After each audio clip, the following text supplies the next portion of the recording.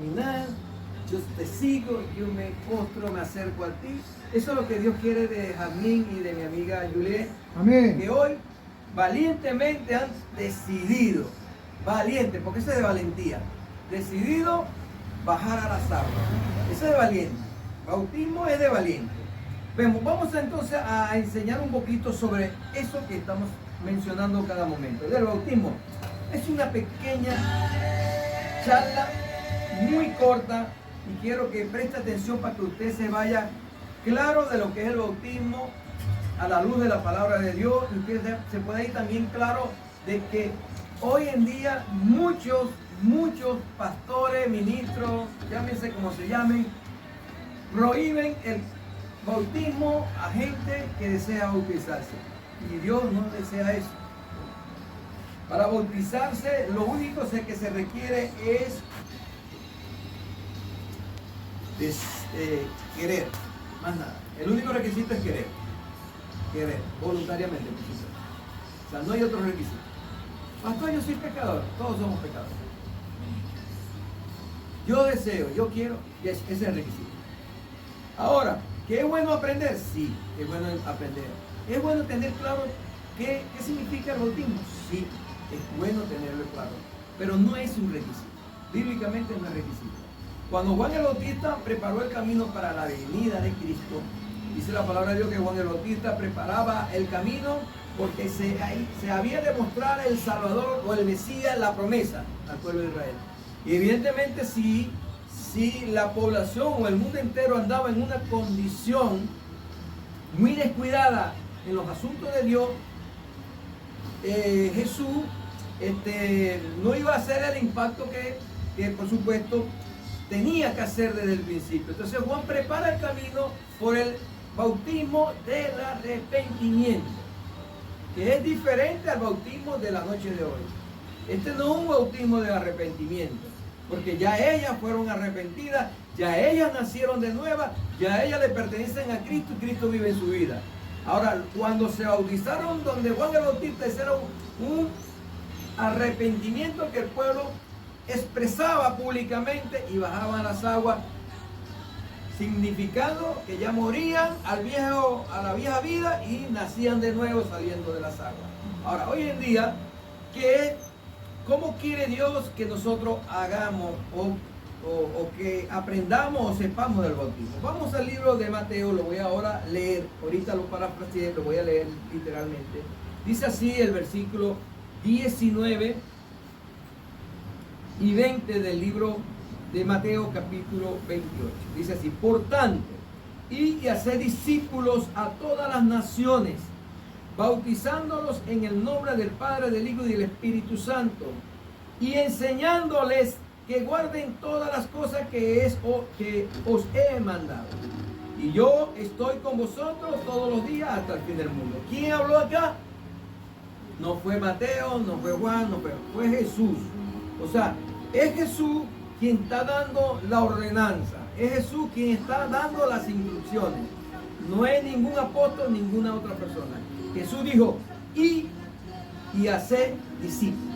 Y es lo que hoy va a suceder en esta iglesia. Hacer discípulos. Para el pastor, los discípulos se hacen para Jesús, para Dios. Dios después traerá ministerio a cada quien y mostrará lo que debe ser cada quien o lo que va a hacer cada quien. Nosotros lo que hacemos es el instrumento, la interfaz entre Dios y los hombres. O sea, nosotros nos prestamos por medio de Dios a hacer tales cosas. Entonces, empezando por ahí, es un mandato de Dios. Es el primer paso que tenemos que tener. No es algo que no lo hago, no. Es una ordenanza. Es una ordenanza. Jesús lo manifestó en vida. Con su propia vida lo manifestó Jesús. Entonces, si Jesús lo hizo, ¿quién soy yo para no hacerlo? Ahora, la decisión tengo que tomarla, sí, es lo más importante, tomar la decisión. ¿Pero por qué? Porque yo me sujeto a la obediencia. ¿A quién? A Dios. Entonces Dios me dijo, hey, ¿tenés que bautizarte? Sí, papá, yo me voy a bautizar. ¿Cuándo? Bueno, ya lo vamos a hacer. Y me lanzo al agua. Pero es una decisión. Segundo, es un acto de sacramento de vida cristiana. O sea, en otras palabras, es un acto donde yo un día recibí a Cristo en mi vida. Los que no son cristianos, si se bautizan, no pasa nada. No dicen nada. Es como si no hubiese pasado nada. A ver, lo voy a traer un poquito con la iglesia tradicional. ¿Sí saben cuál es la iglesia tradicional? ¿Sí? Para no mencionarla porque esto va a salir en público. Si saben cuál es la iglesia tradicional, si no saben no se la digo. ¿Saben cuál es la iglesia tradicional? Bueno, la iglesia tradicional bautiza a los niños. ¿Verdad? De brazos, a veces hasta no caminan ni siquiera. Los bautizan. Primero los niños no tienen conciencia, ni saben que lo hicieron, le echaron un poco de agua. Segundo, ese bautizo, si fue ya realizado, ¿para qué se bautizan entonces más adelante? Si ya fue bautizado y fuera válido, no hubiera necesidad de bautizarse más adelante. ¿Lo están viendo? Entonces, quienes hayan sido bautizados por la iglesia tradicional, eso está anulado, eso no tiene validez, porque la palabra de Dios no dice en ninguna parte que los niños tienen que ser bautizados. En ningún lado. Los niños no tienen que ser bautizados. Los niños tienen que ser presentados ante Dios. Presentado es una cosa y bautizado es otra. Yo lo presento al octavo día si lo quiero cumplir como lo dice la Biblia. No, pero al año yo lo presenté, no pasa nada. Lo importante es que usted lo presente. Y el octavo día se hacía, era porque la mujer, para la ley de Israel, quedaba impura por el sangramiento del parto. Y esa mujer era impura, por tanto esa mujer no se podía presentar ante nadie por su impureza de la ley. Y al octavo día ella dejaba de ser impura y ahora sí podía salir a presentar al niño. ¿Lo está entendiendo? Es lo que dice la parte. Estoy parafraseando un poquito para que ustedes vean la historia, ¿no? De dónde viene todo. Entonces es un acto de sacramento de vida donde yo declaré en un momento determinado, ¿cuándo? Lo sabe cada quien, que Jesús comenzó a actuar en mi vida y a vivir en mi vida. Tercero, hay que hacerlo en el nombre del Padre, del Hijo y del Espíritu Santo. Hay una iglesia que es la iglesia de los solo Jesús. Ellos dicen que solamente es en el nombre de Jesús, porque en el libro de los Hechos hay 2 o 3 pasajes que dicen y los bautizaron en el nombre de Jesús. Eso tiene una explicación, pero no es el tema de hoy. Después se las explico si usted quiere, en otra ocasión. Pero no, Jesús habló en esto y dijo, ¿qué dijo Jesús? Y bautícenlos en el nombre de ¿qué? Del Padre, del Hijo y del Espíritu Santo. Lo acabamos de leer. Y lo dijo por Jesús. Entonces yo no puedo pretender violar lo que Jesús mandó a hacer. En el libro de Hechos no habló Jesús, hablaron los apóstoles. Y yo creo que por encima de los apóstoles es Jesús. Y por encima de todo está Jesús. ¿Lo están entendiendo? Amén. Por tanto, debemos hacerlo correctamente. Tercero. Cuarto, debe hacerse responsablemente con una clara conciencia de qué significa en nuestra vida el bautismo. O sea, que tenemos que tener una claridad de conciencia. Por eso es que se recomienda, ojo, se recomienda de 12 años para adelante. ¿Por qué? Porque ya para de 12 años ya el niño o la joven, el preadolescente, ya tiene la conciencia de qué es lo bueno y lo malo. Lo que es el bien y lo que es el mal. Lo que es el pecado y lo que es la santidad. ¿Lo está entendiendo? Y como hay una clara conciencia, esto es una decisión de tener una clara, por lo menos el niño Leo, ¿qué conciencia puede tener? Es tremendo, grita, brinca, salta. Para él todo eso está bien. ¿Lo está entendiendo? Pero nosotros cuando tenemos conciencia, sabemos que cuando hacemos algo que no es bueno a Dios o a nuestro Padre, la cosa está mala.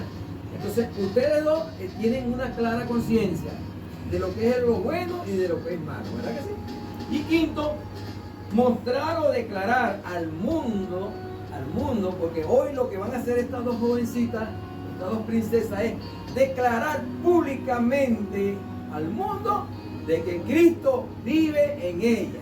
Gloria a Dios. ¿Me está entendiendo? Eso es lo que van a declarar. Mira, mundo, yo hoy decido bajar a las aguas, enseñar de que el que vive en mí es Jesucristo. Eso es el bautismo. Es lo que van a declarar públicamente y hacemos el simbolismo de bajar porque representa el morir al viejo hombre y el nuevo nacimiento cuando salen del agua. Y es hermoso, es hermoso. Pastor, hay muchos que reciben dones allí. Bueno, yo creo que desde que llegamos a Cristo ya recibimos los dones. Los dones se tienen que ir desarrollando en el tiempo y conociéndolos, por supuesto. Que muchos se convierten ahí, sí es verdad, muchos se convierten ahí porque no se habían convertido antes y casualmente se convirtieron ahí. Pero no necesariamente se convierten ahí. Se deben convertir antes, porque es una declaración de que Cristo ya vive en mí. Y la conversión es la aceptación de Cristo en mi vida. Es el proceder de Cristo en mi vida. Entonces es un testimonio público que se debe dar a conocer al mundo entero, para que el mundo entero sepa que nosotros somos los hijos de Dios y que somos cristianos. Yo los llamo más que todo hijos de Dios, cristianos, porque seguimos a Cristo, evidentemente, o evangélicos, porque damos palabra de vida a todos los que están cerca de nosotros. Amén. Amén. Den un aplauso a Cristo. Aleluya. La fe o el bautismo. Muchos se preguntan, ¿qué es lo que salva, la fe o el bautismo? Déjame decirte que bíblicamente el bautismo no salva a nadie. Bíblicamente no salva a nadie. Simplemente no decidiste, te mueres tal vez en desobediencia. Dios sabrá qué va a hacer con cada uno los que no obedecieron, pero no salva. ¿Salva qué? La fe. ¿Cuál es la fe que salva? Voy a leerlo para que usted lo tenga bíblicamente, o lo soporte bíblicamente, porque a Dios le agrada que todos lo respaldemos con sus benditas palabras. Amén. Dice así el libro de Efesios, capítulo 2, versículos 8 y 9. Dice así: porque por gracia soy salvo por medio de la fe. A ver, no, como que no me escuchó la iglesia. Porque por gracia soy salvo. O sea, mi salvación viene por gracia. Gracia es un regalo. Y te lo digo de una vez, un regalo inmerecido. Ninguno lo merecemos, porque somos tan malos que no lo merecemos. Pero la gracia de Dios es tan buena que quitó lo malo que hay en nosotros y nos dio ahora esa gracia, para que por medio de esa gracia se activara aquello que se llama fe. Y fe no es otra cosa que creer en Dios ciegamente, por decirlo de una manera, pero no es otra cosa que la manifestación de Jesús en nuestra vida. Recuerden que el libro de Hebreos, en el capítulo 12, versículo 2, dice que Jesús es el autor y es el consumador de la fe. O sea, la fe no puede existir si Jesús no existe, porque Él es el autor. No sé si me explico. O sea, en otras palabras, Jesús es la fe. Entonces, porque soy salvo por medio de la fe, y esto no es de vosotros, pues es don de Dios. No tenemos que ver nada en ese asunto, es un don de Dios. Después el 8 dice, no por obras, para aquellos que creen que las obras nos van a salvar. No es por obra para que nadie se gloríe, pues somos hechura suya, creados en Cristo Jesús para buenas obras, las cuales Dios preparó de antemano para que anduviéramos en ellas. O sea, en otras palabras, después que ocurra el nacimiento nuevo, después que nos bautizamos, en nosotros lo que debe fluir es buenas obras, de las cuales que ni siquiera son nuestras, sino son de Dios, que las colocó en nuestras vidas desde que el mundo fuera mundo, desde que nosotros fuéramos creados. ¿Lo está viendo, amada iglesia? Amén. ¿Lo está entendiendo ahora? Entonces eso es el bautismo que Dios quiere que usted conozca, por supuesto, mínimo esto, y así usted pueda, cuando vaya a bajar a las aguas, tenga una clara conciencia de lo que está haciendo. Amén. Vamos a estar de pie. El varón que abre el vientre de la mujer. O sea, la primogenitura es abrir el vientre de la mujer.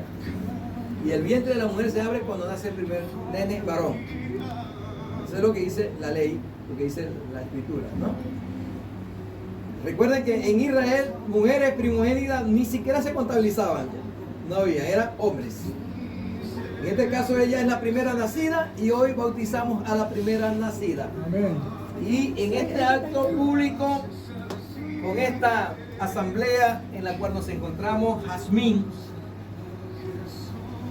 declara que aceptaste a Jesús en tu vida como tu único y suficiente Salvador, y que ahora no vives tú, sino vive Cristo en ti. Con la autoridad que se me da, yo te bautizo en el nombre del Padre, del Hijo y del Espíritu Santo. Gloria a Dios. Gloria. Gracias, Aleluya. Padre, bendice esta nena, Señor. En el nombre de Jesús. Dale todo el discernimiento, conocimiento y sabiduría para alcanzar el objetivo por el cual tú la creaste, Señor. Dale toda la salud que ella necesita, el bienestar que ella necesita. Y deja que fluya con poder y gloria a tu Hijo, amado Jesús. Amén. Te ayudo.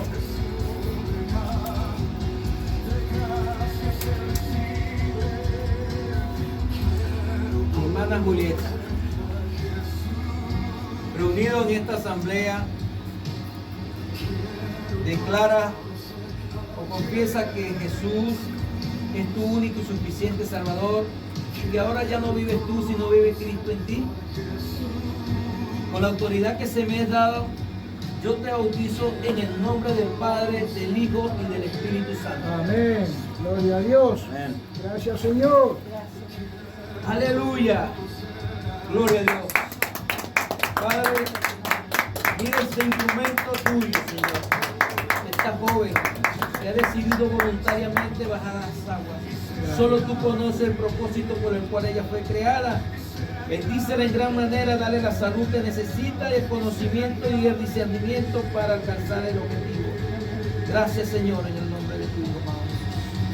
Sentimos más así como que en familia, más allegado, donde realmente podemos interactuar los unos con los otros y igualito escuchar su palabra y entenderla, que es lo más importante. Vamos entonces a explicar un poquito este nuevo acto que vamos a hacer ahorita, este acto que es la Cena del Señor, que son dos ordenanzas que Jesús nos dejó para que lo hiciéramos siempre. Y la Cena del Señor está en el libro de Mateo 26, 26 y en el libro de Lucas 22, 13 en adelante. Pero vamos a leer Lucas y a Mateito lo dejamos así. Dice así su palabra en el libro de Lucas. Gloria a Dios. Aquí está.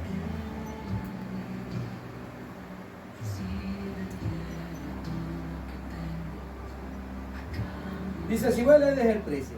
Fueron pues y hallaron como les había dicho y prepararon la Pascua. La Pascua, bien sabemos todos nosotros, que es una de las fiestas solemnes que Dios preparó desde que el pueblo de Israel fue sacado de Egipto.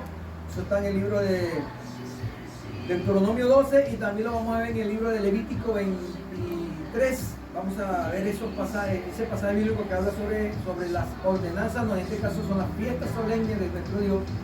Dentro de esa fiesta está la Pascua, que es la primera fiesta que se inicia, recuerda, la Semana Santa, que llaman, que se celebra la Pascua.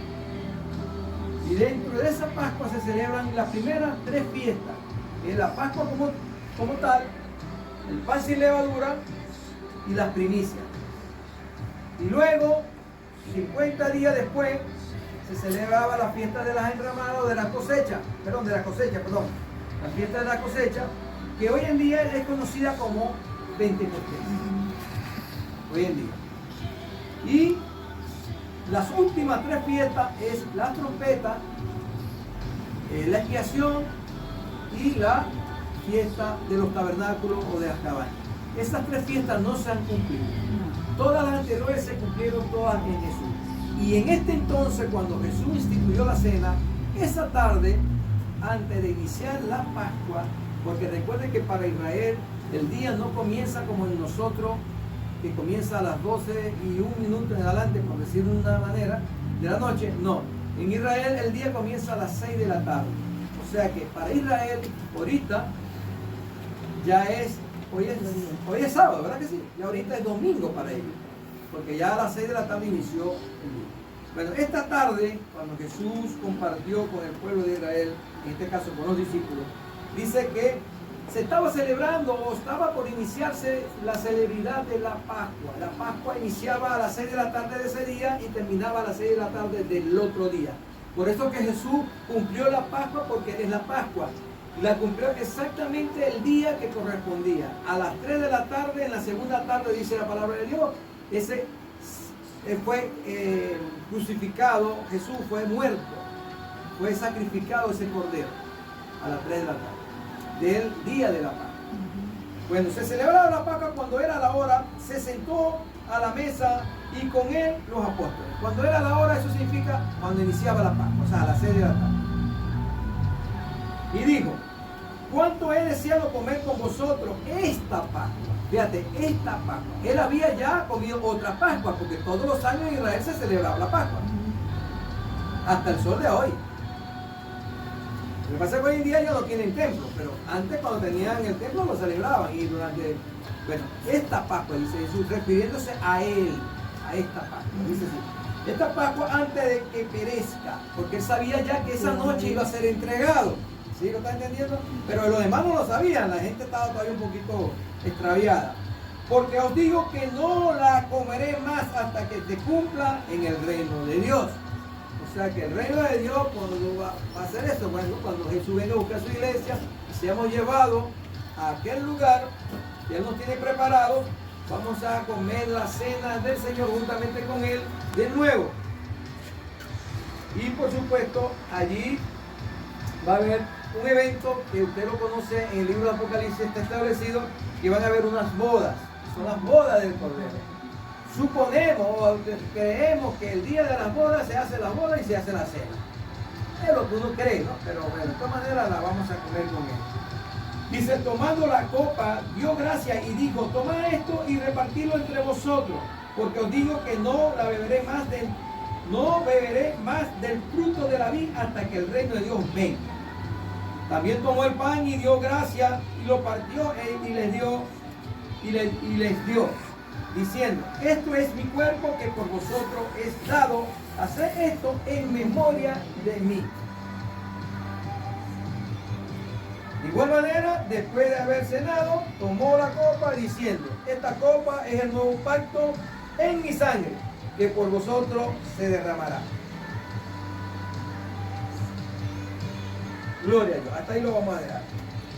Entonces, bien sabemos, muchas veces este versículo o esta enseñanza está bastante trillada, bastante entendida.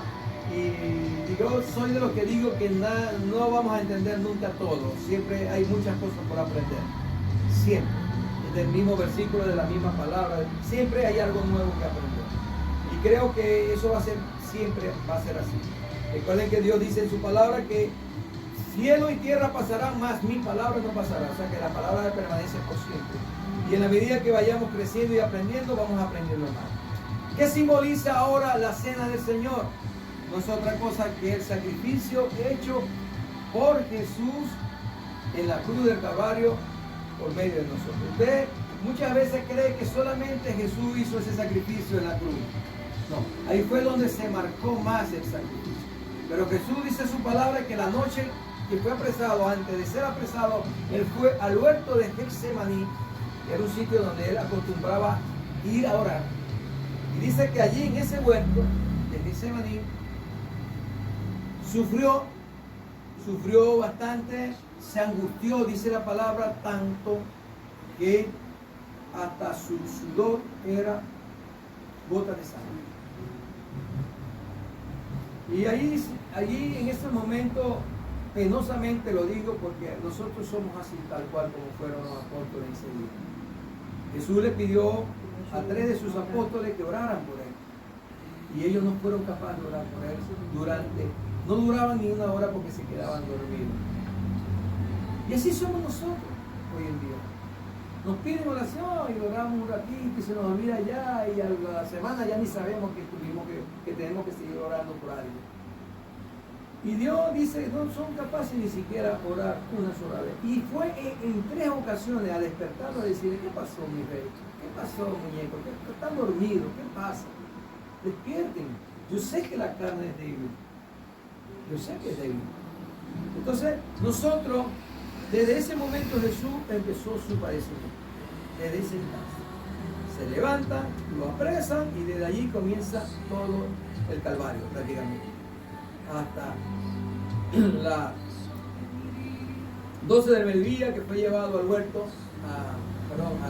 creo que fue llevado al lugar de la calavera que le llaman, y allí fue crucificado y después a las 3 de la tarde él muere. El Señor nos deja este mandamiento, hacer esto. En el libro de 1 Corintios, el pastor ahora va a tener el privilegio de llevar esa solemnidad y va también a leer lo que dice 1 Corintios, que dice que tenemos que hacerla todas las veces que podamos hacerla. No es una costumbre humana hacer la cena del Señor. No. Es una ordenanza de nuestro Señor y deberíamos de hacerla todas las veces que podamos. No es cada primer día del mes, no es cada último día del mes, no es una vez anual. Muchas iglesias lo hacen una vez anual, una vez cada 6 meses, una vez cada 3 meses, porque como el Señor no dijo cuántas veces con números, no dijo cuántas veces, pero el que he entendido, yo lo entiendo como cuántas veces significa todas las veces que podamos. Yo creo que la iglesia, si pone un esfuerzo toda la semana, puede. Porque ¿qué nos hace ver la cena del Señor? Voy a explicar un poquito. Como ya sabemos que el vino representa su sangre. Pero fíjate lo curioso, como le dije, ¿desde qué momento Cristo comenzó a brotar sangre por su cuerpo? Desde que estaba en el huerto de Getsemaní orando. Desde ese momento comenzó a brotar sangre. Su cuerpo fue flagelado, amado. Su cuerpo fue golpeado, maltratado, fue triturado. Su cuerpo dice que era irreconocible su rostro. Irreconocible. Dice que lo comparan, la palabra de Dios lo compara como cuando tú sacas un árbol, una planta de raíz, así la sacas y la pones así. ¿Ves cómo están todas esas raíces que salen así? Así la comparan el rostro de Jesús, su cuerpo incluso. Imagínense cómo quedó Jesús de maltratado, desfigurado. Por eso es que cuando nosotros entramos en esta clara conciencia de vivir ese momento de sacrificio que Jesús nos entregó a todos nosotros, debemos tener claro de que eso no fue cualquier tipo de muerte. Fue la muerte más atroz que pudo haber que ha habido en el mundo, más sufrida de todas las muertes. Una muerte lenta. Desde la madrugada de ese día de la Pascua le golpeaban, le daban y después finalmente lo azotaron. Y no se conformaron con amarrarlo como hacían por costumbre a otros que lo amarraban en las cruces para que murieran allí. No, a él lo clavaron, le atravesaron clavo en los pies y en las manos. Y finalmente una lanza que atravesó su corazón.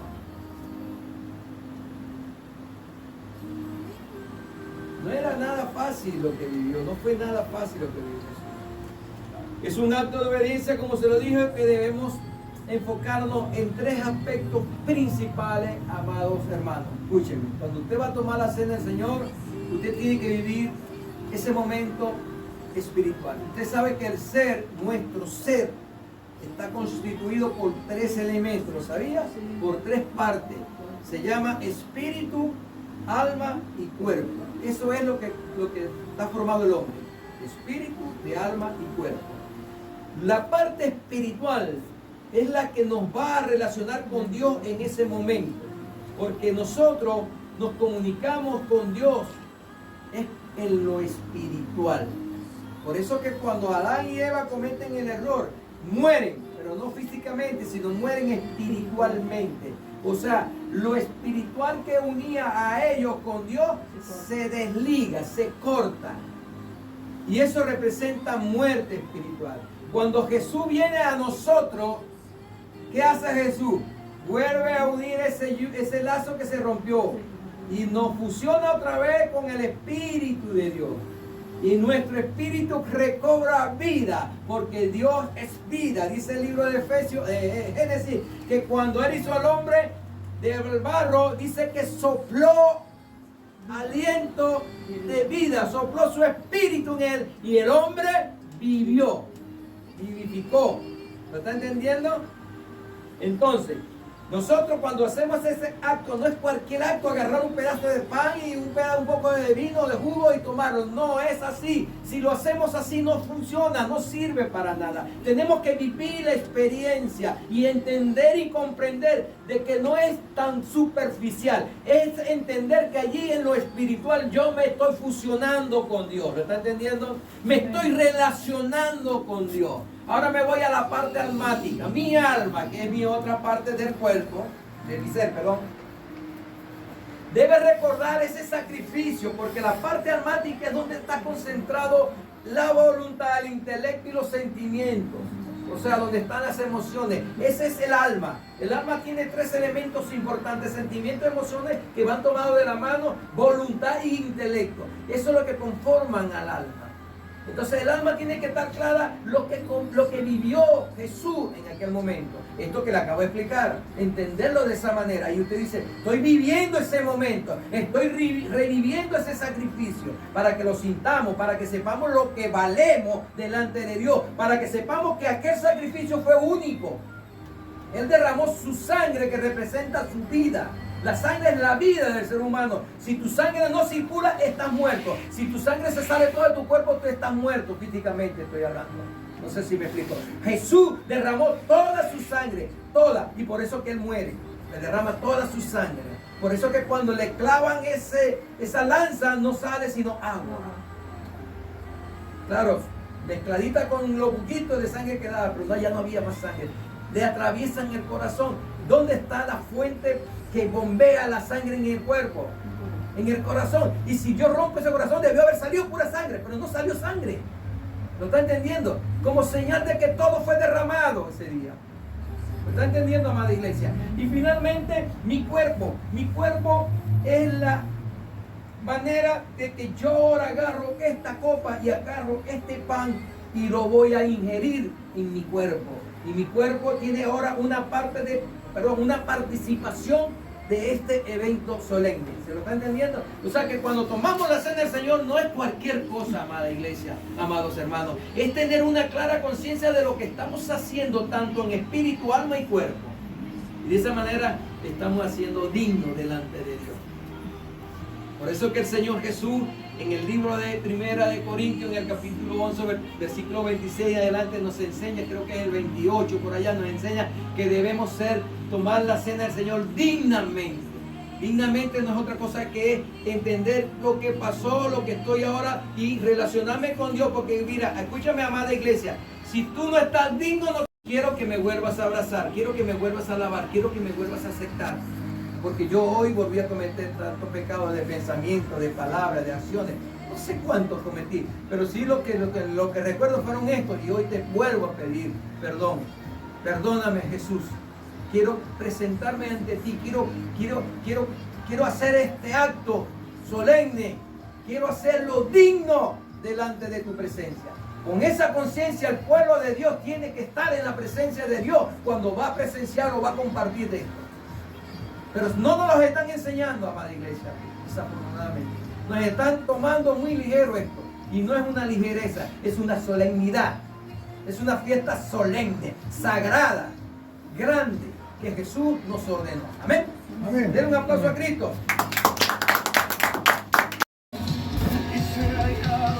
Mira. Como hijas nacidas de nuevo y bautizadas en aguas.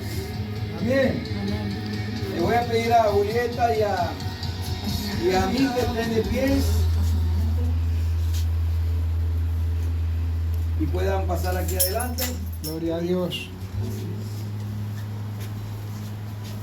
Amén. Miren para acá. Mirando hacia allá. Recibe. Julieta. Volteo hacia allá, leo para que sepan lo que está escrito. Dice: certificado de bautismo, el que cree y que sea bautizado será salvo. Marcos 16:16. Julieta Obando Portillo, ha sido bautizada en el nombre del Padre, del Hijo y del Espíritu Santo en la Iglesia Vida Abundante el 17 de febrero del 2024. Gloria a Dios. Igualmente, mi hermana Jazmín Obando Portillo ha sido bautizada en el nombre del Padre, del Hijo y del Espíritu Santo en la Iglesia Vida Abundante el día 17 de febrero del 2024. Amén. A ver.